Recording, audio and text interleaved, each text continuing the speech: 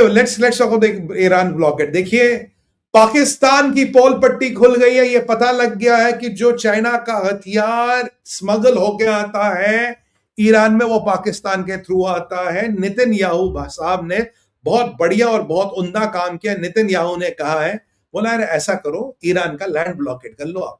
सी blockade तो अच्छा है, इकोनॉमी टूट रही है, रेजिम के पास तनख्वाह देने को पैसे नहीं, धर धर की ठोकरे खा रहे, भीख मांग रहे, हालत खराब है, कुछ नहीं है। कह रहा आप साहब ऐसा करो, कह रहा क्या करें? बोला अब जरा ना इनका वो भी कर दो, डू वन मोर थिंग, इनका एक और ब्लॉकेड कर दो, do a land blockade of Iran. तो सी ब्लॉकेड रहेगा, लैंड ब्लॉकेड रहेगा, और इकोनॉमिक हथौड़े पड़ रहे हैं आपको। Does the name ring a bell to you? Mahan Air, Mahan Air का वो जहाज याद है जो सना में लैंड कर रहा था, जिसके लिए सऊदियों ने वहां बॉम्बिंग की, फिर उन्होंने कहीं और लैंड कराया, उसमें सारे लोग तो कहते हैं death to America, death to Israel, वो वाला पूरा क्राउड भरा था। उसके बाद हथियार हूतियों के पास है, आईआरजीसी के लोग आए, आईआरजीसी के लोग डिप्लॉय हुए, पहले उन्होंने हूतियों का सऊदियों को ब्लॉकेड किया, उसके बाद कह रहे बारबर मंडेल को बंद करेंगे। उसी महान एयर पे सैंक्शंस लग गई है, ट्रंप ने सैंक्शंस लगा दी है, और जो इनके इंडिया में 2 या 3 ऑफिस है वो भी बंद होंगे, उनको भी बंद कर दिया जाएगा। बेटा या तो तुम जहाज कर लो या तो तुम व्यापार कर लो। ये जो जहाजों में जहादी सामान लाते हो तो ठीक है, फिर करो, जाओ ईरान में बैठ के ठंड पाओ। I very sorry for the people who will lose jobs here, but unfortunately आपकी कोई गलती नहीं है। This is what the regime is up to. उन पे सैंक्शंस लग गई है, तो उनमें आपको उनके दफ्तर यहां बंद होने वाले हैं।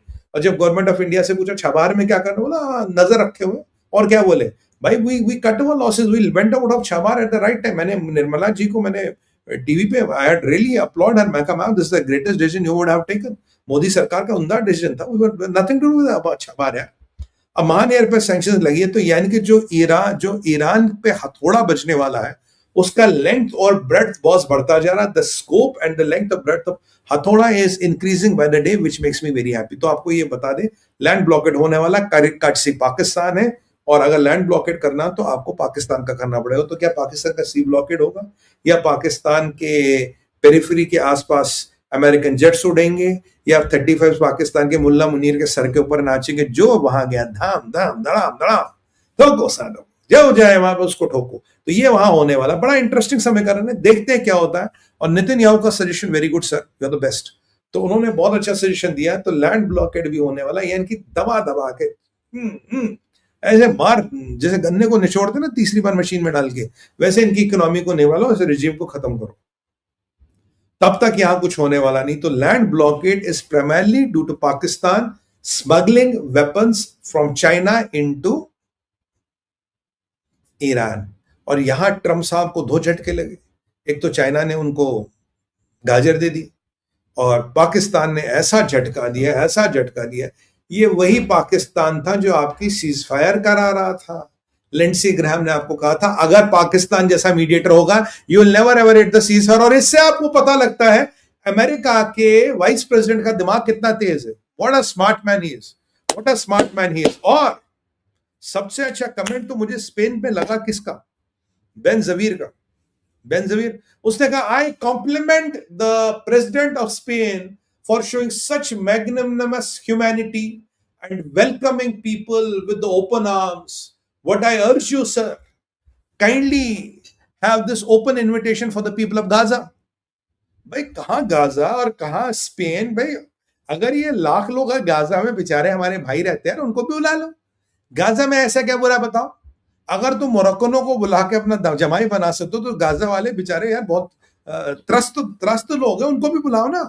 तो बेंजवीर कह रहे यार गाजा वालों को भी बुला ले भाई, तो इतना बड़ा दिलदार है, तो यारों का यार है, गाजा वालों को भी बुला ले। एंड ऐसे गाजा वालों को बुलाना चाहिए।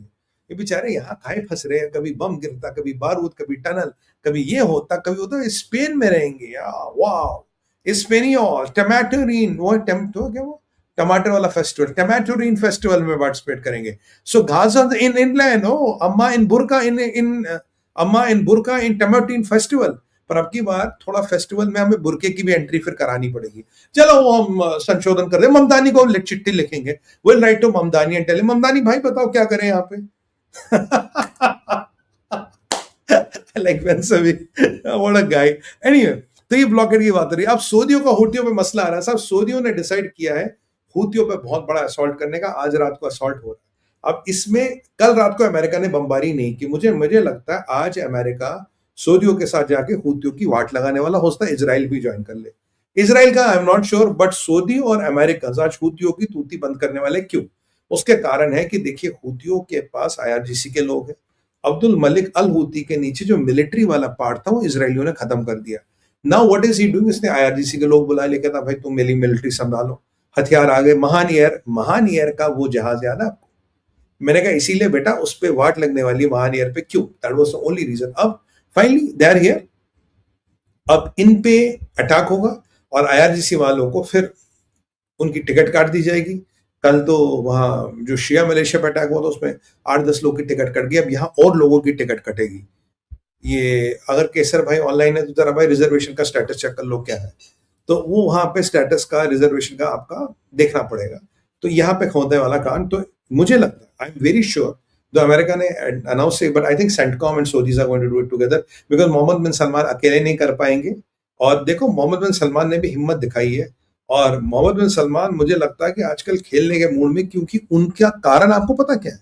Y is Mohammed bin Salman playing the ball? Do you know this? मैं आपको शुरू से कहता रहा हूं यार, सऊदी की इकोनॉमी अच्छी नहीं जा रही। मैं आपको शुरू से कह रहा हूं $119 प्रति बैरल के नीचे तेल बेचोगे, they are losing money, they can't survive the economy. और अगर मैं आज आपको एक डाटा बता दूं जो सऊदियों ने खुद डिक्लेयर किया, जबकि हालत उससे भी कहीं खराब है। सुमित भाई कौन सा डाटा है?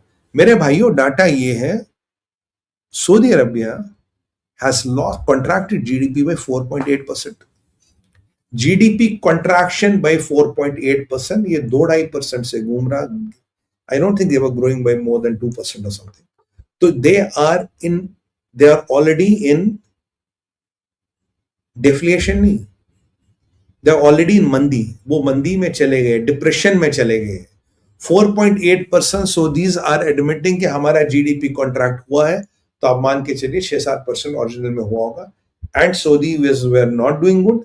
मैंने आपको कई बार कहा there are black holes in Saudi economy, I have repeated myself. और अभी जो नंबर सामने है, his economy is contracted by 5%, और वो कह रहे हैं भाई मेरा तेल नहीं बिक रहा, विच इज लॉजिकल। उसके अलावा तेल बिकता भी तो तब भी समस्या आई थी। सो मोहम्मद बिन सलमान के पास ऑप्शन नहीं है, उसको ठोकना ही पड़ेगा।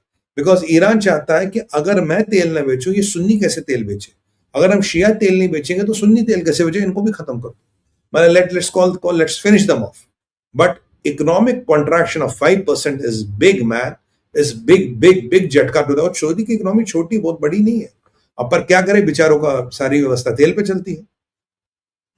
तो इसलिए मोहम्मद बिन सलमान साहब आज थोड़ा डेयरिंग हो गया और कहता है देखा जाएगा, because honestly he doesn't have option. If I am him, that's what I will do, I don't have option. तो ये आपको सऊदियों का होती वाला मसला है।